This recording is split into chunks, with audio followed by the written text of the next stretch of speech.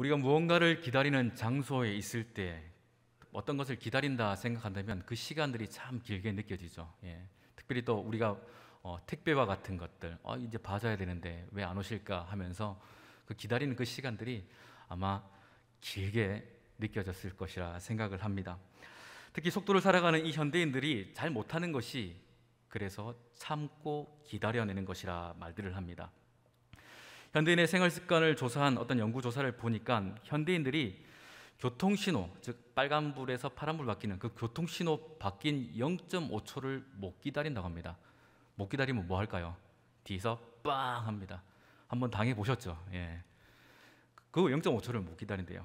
그리고 엘리베이터를 3분을 보통을 못 기다린답니다. 3분이 되어지면 속에서 화가 나면서 왜 안 오는 거야 하면서 그 층수를 째려본다고 합니다. 그래서 내가 걸어 올라갈 만한 층수에 살면 씩씩거리며 걸어 올라가고 아니면 더 씩씩거린다고 합니다. 그리고 택시를 기다릴 때 5분을 반 이상이 못 기다린다고 합니다. 5분이 지나면 반 이상은 다른 방법을 찾는다고 합니다. 이처럼 사람들을, 특별히 이 시대를 살아가는 우리 현대인들은 기다리는 걸 잘 못합니다. 뭘 기다린다 생각한다면 연신 시계나 혹은 스마트폰을 열어서 지금 몇 분이 지났는고 하면서 바라보고 또한 생각을 합니다. 약속된 물건을 기다리든 혹은 어렵게 약속된 사람을 만날 때 혹은 어떤 결과를 기다릴 때 우리는 그 기다림으로써 시계를 연신 쳐다보게 되죠. 그런데 우리가 기도하고 바랬던, 그리고 어떤 위급한 상황 속에서, 그리고 어떤 절박한 사정 속에서 무언가를 기다린다고 할 때에 우리의 마음은 어떨까요? 무언가를 기다리는 그 시간들을 우리의 마음으로 체크해 본다면 단 1시간, 2시간도 하루 이틀 이상으로 길게 느껴질 것입니다. 이러한 기다림의 마음을 본문 1절은 이렇게 표현합니다. 우리 함께 읽어볼까요? 여호와여, 내가 깊은 곳에서 주께 부르짖었나이다. 여기서 부르짖었나이다 라는 것은 완료 시제로 쓰여졌습니다. 그러다 보니까 이 의미를 하는 것이 무엇이냐면은 지금 부르짖는 것이 아니라 아주 오랜 시간부터 지속하여 부르짖었대요. 부르짖으니 그 부르짖음의 그 내용과 그 절박함이 얼마나 더한지 아시겠죠? 하루 이틀이 아니라 한 달, 2달을 위해서 한 가지 기도 제목으로 혹시 기도해 보신 적 있으십니까? 보통 이런 거 많이 하죠. 40일 작전 기도, 그것도 안 되면 100일 작전 기도, 그것도 안 되면 300일 작전 기도 혹시 해보셨습니까? 같은 시간, 같은 날에 계속해서 하는, 그거 참 쉽지 않거든요. 그런데도 그렇게 부르짖어야 될 상황들이 있다면 그 기도하는 사람의 상황은 결코 녹록지 않다는 것을 알 수 있겠죠. 그러다 보니 그가 기도하는 장소를 무엇이라 표현합니까? 깊은 곳 이렇게 되어 있습니다. 이 히브리어는 마마키임인데 깊은 곳으로 되어 있어요. 근데 이것을 다른 곳에서는 어떻게 사용되냐면 마치 수올과 같은 곳, 즉 깊고 깊어서 누구도 발견할 수 없는 그러한 상황에 처해진 장소, 그런 의미로 사용되어져 있습니다. 즉 너무 절박하다 보니까 누구도 자기를 건져낼 수 없는 거예요. 누구도 자기를 발견해서 건져줄 수 없는 그런 깊은 곳, 그곳에서 시편 기자는 무엇합니까? 부르짖어 기도하고 있다는 거예요. 그렇게 기도하는 사람들의 마음 상태는 어떨까요? 아마 더 상심했을 것이고 더 힘들었을 겁니다. 오늘 우리가 읽은 시편 130편은 탄원시로 분류되어 있습니다. 이 탄원시라는 것은 육체적 혹은 정신적, 상황적 고통으로 인하여서 하나님만 바라며 하나님만 주실 수 있는 구원의 손길을 촉구하는 내용이라고 할 수 있어요. 그런데 이 탄원시가 150편이 되는 시편에서 3분의 1 가량을 차지한다고 합니다. 그런 이런 이야기를 들어보면 어떻습니까? 과거나 지금이나 하나님께 기도하는 내용들의 주가 하나님 도와주세요, 나 지금 무척 힘드니까 하나님 도와주세요가 3분의 1을 차지한다는 거예요. 단순히 어떤 간구하는 내용을 넘어서서 하나님께 올리는 기도라고 하는 것들 중에 3분의 1이 이와 같다면 과거나 또한 지금을 살아가는 우리들의 모습 가운데도 아마 이와 같지 않을까 생각합니다. 여러분, 우리 성도님들이 올려드리는 그 기도 제목들을 살펴보면 어떨까요? 감사의 제목도 많겠지만 구합니다, 소망합니다, 바랍니다의 그런 탄원적 애끓는 심령의 기도 제목들이 줄을 이루는 것을 볼 수 있습니다. 이런 탄원시 같은 찬양이 우리 시대도 많이 불려지고 있죠. 내일 일은 난 몰라요. 이런 찬양 한번 불러보셨을 거예요. 그때 그 감정이 어떻습니까? 또 주만 바라볼지라, 혹은 괴로울 때 주님의 손길을 바라는 그러한 찬양들, 그 찬양을 부를 때 우리의 마음이 동해질 때는요, 눈물 없이는 아마 부를 수 없을 겁니다. 오늘 특별히 시편 130편은 학자들이 하기를 그 문체나 상황들을 볼 때는 아마 포로기 때 혹은 포로기 말기나 그 이후 때 쓰여졌던 것으로 생각을 하고 있습니다.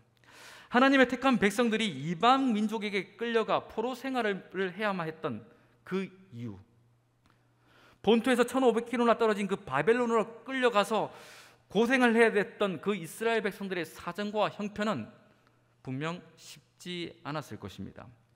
이들이 끌려간 이유를 율법적으로 본다면 언약의 땅에서 쫓겨난 것이라 이야기할 수 있습니다. 레위기 18장에 보면 이런 말씀이 있어요. 너희가 전에 있던 그 땅 주민이 이 모든 가증한 일을 행하였고 그 땅도 더러워졌느니라. 너희도 더럽히면 그 땅이 너희가 있기 전 주민을 토함과 같이 너희를 토할까 하노라. 이 되었습니다. 자, 이스라엘 백성들이 자기가 살고 있던, 즉 유업으로 받았던 그 땅에서 내쫓기게 된 이유가 무엇입니까? 과거 원래 있던 가나안 족속들과 똑같이 하나님 앞에서 범죄했기 때문이라는 겁니다. 즉 가나안 족속들을 이스라엘 백성을 통하여서 하나님께서 몰아내셨던 것처럼 이제는 그 가나안 땅에 살고 있는 이스라엘 백성들을 바벨론이라는 한 나라를 사용하여서 쫓아내 버리셨더라는 거예요. 자, 하나님께 쫓김을 당한 그 백성들, 그들의 삶은 과연 어떠할까요? 하나님은 예레미야서를 통해서 이스라엘 백성들의 죄악을 이렇게 간략하게 두 가지로 표현합니다. 생수의 근원 대신 하나님을 버린 것이고, 또한 스스로 웅덩이를 팠다 이야기합니다. 이 웅덩이를 팠다는 것은 우상 숭배를 했다, 이런 뜻이죠. 즉 하나님의 말씀을 가벼이 여기고 선포되어지는 그 하나님의 뜻들을 무시해버리고 제사를, 그리고 하나님께 드리는 그 안식일들을 육신으로는 지키지만 마음으로는 가증하여 하나님 앞에 합당히 지키지 못했던 그들의 모든 일들은 이와 같은 결과를 만들어낼 수밖에 없었다는 것입니다. 우리 성도님들의 삶을 살펴봐도 그렇습니다. 이와 같이 어떤 정말 타인들은 알 수 없지만 하나님만이 아시는 크고 작은 죄의 문제로 인하여서 징계를 받고 또한 고난 가운데 있으신 분도 있죠. 또한 다른 경우로 이유를 정확하게는 알 수 없지만 분명히 하나님의 어떤 계획과 섭리로 인하여서 고난과 또한 고통의 시간들을 보내시는 분들도 있습니다. 여러분, 군 생활을 하다 보면은 꼭 피할 수 없는 훈련이 하나 있습니다. 뭐 여러 가지가 있겠지만 대표적인 것이 바로 유격 훈련이죠. 아십니까? 유격 훈련 하는 거 있습니다. 뭐 군대 갔다 오신 분들은 다 알 거예요. 근데 군대에 가면은 유격 훈련을 받는데 조교의 어떤 그 휘슬 소리와 함께 꼭 박자를 맞추지 못하는 고문관들이 있습니다. 그러면은 조교가 가서 이렇게 얘기합니다. 몇 번 올빼미 열애합니다. 이렇게 얘기를 해요. 얼굴도 보이지 않고. 그러면 몇 번 올빼미 열애하면서 저기 한 곳에 갑니다. 그럼 거기서 어떻게 할까요? 소위 자기 별명이 독사나 혹은 광견이라 하면서 얼음장을 놓고 더 힘들게 고통을 주는 사람이 있습니다. 또 열애대행 가는 사람이 또 한 부류가 있는데 조교가 하는 그 말에 복종하지 않고 개기는 사람, 버티는 사람들은 또 열애를 시키죠. 그네들만 분류해서 어떻게 할까요? 더 심한 얼차를 주고 더 강한 벌을 세웁니다. 그리고 훈련을 계속합니다. 뭐 1번부터 막 몇 번까지 계속 돌려가면서 힘들게 하죠. 그러나 이와 같은 일들의 결과가 무엇이냐면 잘했든 못했든 이유를 알 수 없든 간에 이 모든 결과를 통해서 하나의 결과를 얻게 되는데 그것은 무엇이냐면 몸과 마음이 강직하고 또한 절제된 군인의 모습, 그 모습을 가지게 된다는 겁니다. 이것을 군대 용어로 전투력 상승이라 이야기합니다. 자기가 잘못해서 열애를 받든 혹은 못해서 열애를 받든 어떤 이유에서든 간에 그 결과를 통해서 군인들은 전투력을 상승한다는 거예요. 이와 같은 논리로서 우리의 삶을 바라본다면 이유를 알지 못하고 고난을 당하신 분도 분명히 있습니다. 그리고 하나님과 그가 아는 어떤 범죄로 인해서 고난을 당하는 경우도 있습니다. 크게 이 두 종류겠죠. 그러나 하나님은 이 두 종류를 가지고 우리에게 요구하시는 것이 무엇이냐? 고통과 고난의 시간을 통하여서 말씀하고 이루고자 하시는 것은 성숙함이라는 겁니다. 잘못했으면 잘못을 깨닫는 것이고 하나님께서 연단을 통해서 강화시킨다면 그걸 통해서 또한 성숙해지는 그리스도인의 모습, 성장해가는 그리스도인의 모습을 만들어 가신다는 거예요. 그래서 이와 같은 하나님의 상황, 하나님의 인도하심을 우리가 깨닫는다면 우리가 만나게 되는, 오늘 이 시간 우리가 만나게 되는 이 시련을 가지고 하나님을 기다리고 기도하며 하나님을 붙들 그때에 우리가 가져야 될 단 하나의 마음은 무엇이냐면 하나님을 신뢰하는 것입니다. 하나님을 신뢰하는 것입니다. 이 신뢰가 있는 자만이 그 기다림의 장소, 그 오랜 기다림 장소에서 무엇을 할 수 있을까요? 기도할 수 있다는 겁니다. 그래서 본문 2절은 이렇게 이야기합니다. 같이 읽어보겠습니다. 시작.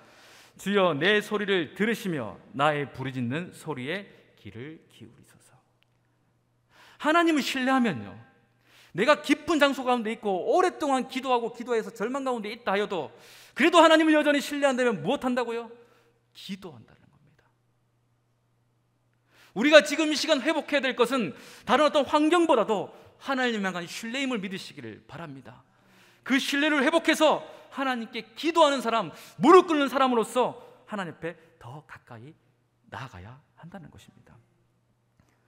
이 신뢰가 시작되는 그 기도는 그 기다림의 장소가 채워질 때 하나님의 뜻을 이해할 수 없던 우리의 마음과 생각들이 이제는 이해되어지고 받아들여지고 마침내 아멘 하면서 신앙 고백하게 된다는 겁니다. 하나님이 옳군요, 하나님이 맞습니다. 이와 같은 믿음의 고백을 우리는 그 신뢰 가운데 기도를 통해서 하게 되어집니다. 그래서 5절을 이렇게 고백하죠. 5절 본문 같이 한번 읽어볼까요? 나 곧 내 영혼은 여호와를 기다리며 주의 말씀을 바란도다. 아멘. 이 기다림의 장소 속에서 무엇 한다고요? 하나님을 바란다는 거예요. 여기서 바라다라는 것은 야할인데 단순히 어떤 기다림보다 정확하게 표현하면 사모함, 애틋함으로 갈망함, 이런 의미로도 해석하는 것이 더 이해가 쉬울 것입니다. 하나님께서 우리를 기다림의 장소로 인도하셨다면 하나님은 그 기다림의 장소에서 우리가 푸념과 원망과 절망과 낙심으로 주저앉는 것이 아니라 그럼에도 불구하고 하나님을 신뢰하는 믿음으로 기도하면서 다시금 일어서서 주님이 옳습니다, 주님의 손길을 기대합니다라는 그러한 건강한 모습, 성숙한 그리스도인의 모습 되기를 하나님은 무척이나 바라실 것입니다. 우리 그리스도인들이 기도하며 어떤 것을 바랄 때 우리는 습관적으로 영적인 시계를 보게 되죠. 이때 주님 하나님께서 이루어 주셔야 되는데, 시간이 다 돼가니 지금쯤 요거는 하나님 들어주셔야 되는데 안 들어주시면 나 반항할까? 어떻게 반항하지? 이번 주 예배 가지 말까? 봉사하던 거 그냥 그만둘까? 이런 하나님께 반항 아닌 반항을 우리가 서슴없이 할 때도 있습니다. 그러나 이와 같은 상황 속에서 우리가 해야 될 것은 하나님을 어떻게 해요? 끝까지 바라고 바라면서 그 기다림의 장소에서 하나님을 볼 수 있어야 한다는 것입니다. 시편 기자는 이와 같은 기다림으로, 이와 같은 갈망으로 6절에서 이와 같이 고백합니다. 우리 잘 아는 말씀이죠. 같이 읽어볼게요. 시작. 파수꾼이 아침을 기다림보다 내 영혼이 주를 더 기다리나니 참으로 파수꾼이 아침을 기다림보다 더하도다. 군대에서 경계라는 것은 군인의 생명과 같습니다. 그래서 메가더 장군이 이런 얘기를 했어요. 작전에 실패한 지휘관은 용서할 수 있어도 경계에 실패한 지휘관은 용서할 수 없다. 그러니 군대에서 경계라는 것, 이 파수꾼의 입장이라는 것은 굉장히 중요합니다. 경계를 잘못 쓰다가 혹은 경계에 써야 될 그 시간에 딴짓을 하다가 지휘관에 걸리면 군기 교육대를 가기도 하고 심하면 영창을 가기도 하죠. 이처럼 경계라는 것은 무척이나 힘들고 고된 겁니다. 그런데 그 고된 상황 속에서 아침을 기다린다라는 것은 아마 그 어떤 것보다도 강한 기다림일 것입니다. 여러분 군생활 하다 보면은 또 군생활 이야기를 하는데 저는 강원도에서 군생활 했거든요. 되게 힘들어요. 춥고 특히 온도계 보면 영하 27도입니다. 영상 말고 영하 27도 30도입니다. 그러면 옷을 한 7겹 이렇게 껴 입습니다. 그러면 제 몸매가 보이지 않고 제가 무슨 미쉐린 타이어가 하얀 거 아시죠? 그런 모양처럼 뒤뚱뒤뚱 이렇게 눈길을 걸어갑니다. 그럼 2시간을 근무를 서요. 근데 2시간을 근무 서면서 고참과 이런 얘기합니다. 야, 몇 분 지났니? 몇 분 남았어? 2시간이요 4시간, 5시간처럼 기다려져요. 감이 안 오시죠? 한번 체험해보시기 바랍니다. 그처럼 그 추운 장소에서 다음 교대자를 기다리는 그 마음, 그거 이상으로 시편 기자는 지금 이 시간 하나님을 그렇게 기다리고 기다렸더라는 거예요. 오늘 이 시간 저와 여러분들이 하나님께서 인도하신 각자의 기다림의 장소에 놓여져 있습니다. 그때 우리는 하나님을 신뢰함으로 하나님을 어떻게 기다린다고요? 기다려야 한다는 겁니다. 그런데 또한 우리에게 소망이 되는 것이 무엇입니까? 파수꾼이 아침을 기다린다고 한다면 아침이 올까 말까 하면서 안 오나요? 아니면 정시에 오나요? 때가 되면 오죠. 이처럼 하나님께서 우리에게 기다린 가운데 그 때가 이르러 그 정확한 때에 응답하여 나타나심을 믿으시기를 바랍니다. 이것을 성경은 믿음이라 이야기한다는 거예요. 저와 여러분들이 이와 같은 믿음과 신뢰를 가지고 하나님께 나아갈 때, 하나님을 기다릴 때 하나님과 우리 사이의 관계, 즉 언약이 회복되어지고 나타난다는 겁니다. 아무리 이스라엘 백성이 범죄하여 하나님 앞에 큰 일을 당하고 큰 화를 맞았다 할지라도 하나님은 그 백성들을 그냥 내치시는 것이 아니라 아파하심으로 내치신다는 사실을 기억하시기를 바랍니다. 여러분 자식들 때려보셨죠? 다 전과가 있으시지 않습니까? 요즘 같으면 다 아동학대로 다 잡혀갈 만큼 이놈 자식 하면서 다 때려보셨잖아요. 저도 맞고 저도 때려봤습니다. 꼬맹이들을. 그런데 그 때릴 때 여러분 마음이 어때요? 편하십니까? 안 그렇죠. 더 아프잖아요. 그렇죠. 하나님께서 이스라엘 백성을 그렇게 바벨론으로 내모실 때 그 마음, 하나님께서 그저 그냥 애들만 내보냈을까요? 백성들만 내보냈을까요? 아니요. 하나님 마음은 이미 더 그곳에 가 있어요.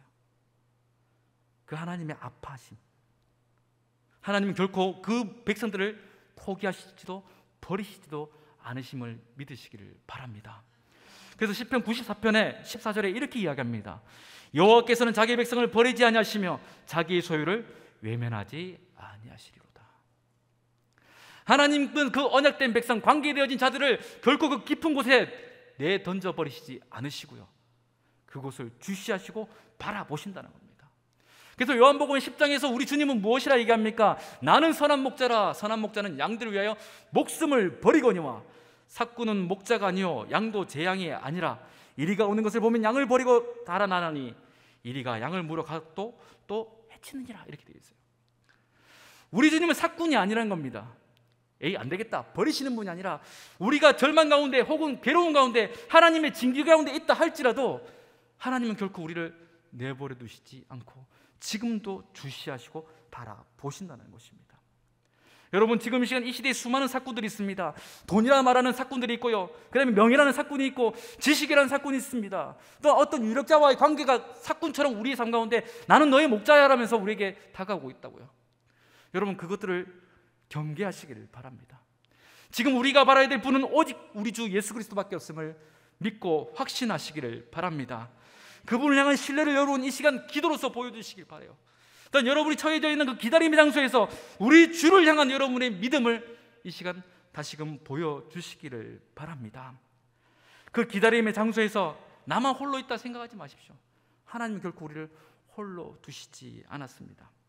여러분 성경에 보면은 아비의 유산을 미리 받아 떠나간 그 아들의 이야기를 우리 잘 아시지 않습니까?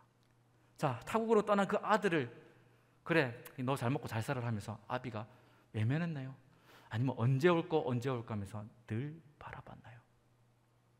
이 아들의 사정이 어떻습니까? 처음에는 괜찮았죠. 근데 어려움이 있으니까 모든 것들이 다 떠나가고 도와줄 일도 없고 그저 나는 집에 붙어서 돼지를 쳤습니다. 그리고 그 돼지를 주는 쥐염 열매를 먹고 싶은데도 그것조차 주는 이가 없다 이 이야기예요.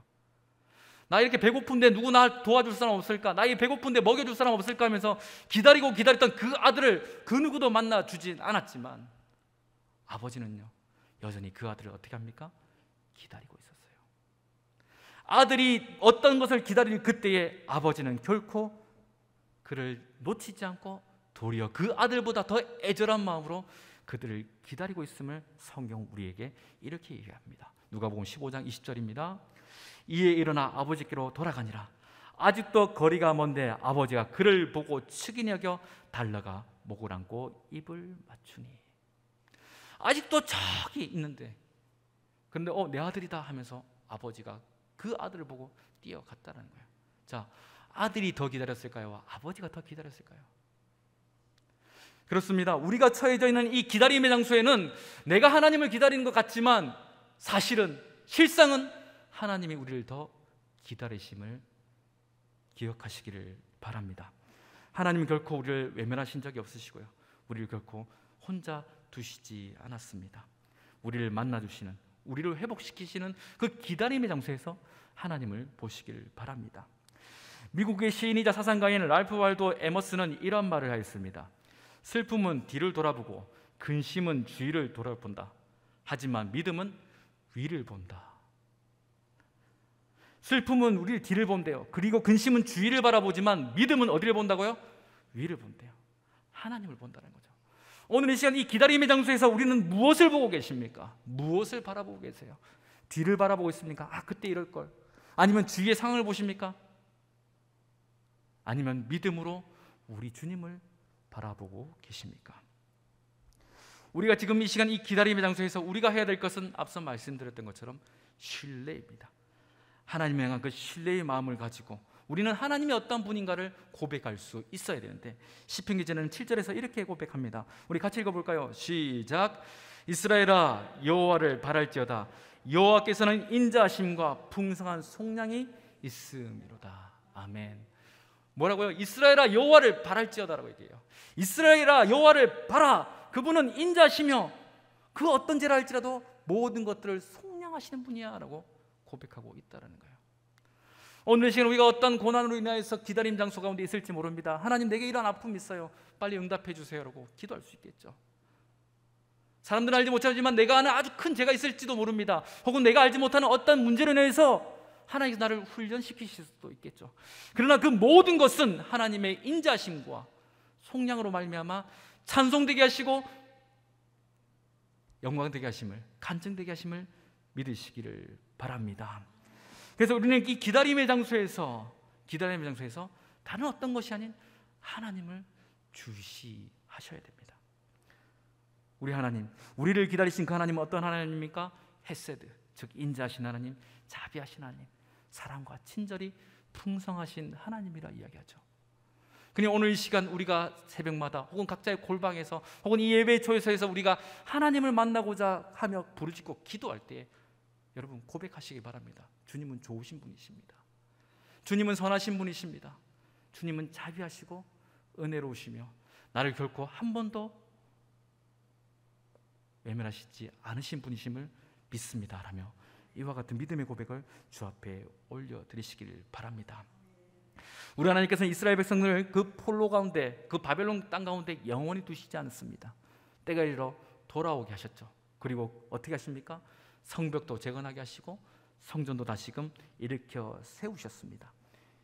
하나님은 우리의 무너진 모든 신앙의 일들을, 또는 우리의 삶의 모든 지경들을 다시금 회복하실 수 있는 능력의 하나님이심을 믿으시기를 바랍니다.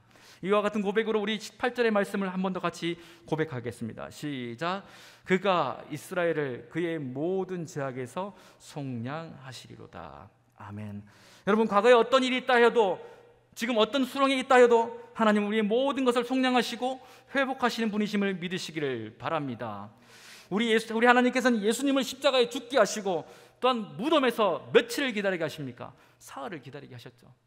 예수님도 사흘 동안 무덤에서 기다리셔야만 했습니다. 그러나 약속대로 하나님은 그를 어떻게 하십니까? 그 죽음이 가득한 무덤에서 부활하게 하셨다는 거예요. 그러니 오늘 이 시간 그 주님께서 부활하심을 우리가 확신한다면, 나도 부활할 수 있구나, 나도 그 부활의 주님을, 부활하시는 하나님의 역사를 경험할 수 있구나라고 여러분 고백하며 찬양할 수 있어야 한다는 겁니다. 그 하나님을 믿으십니까?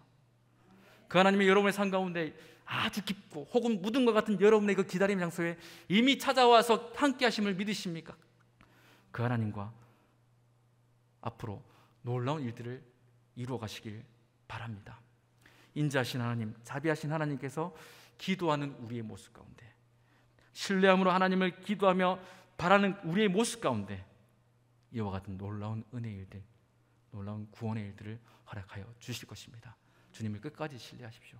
그리고 신뢰함으로 기도하시고 바라시길 바랍니다. 그러면 하나님께서 예비하신 풍성한 은혜가 있을 줄 믿으시기를 바랍니다.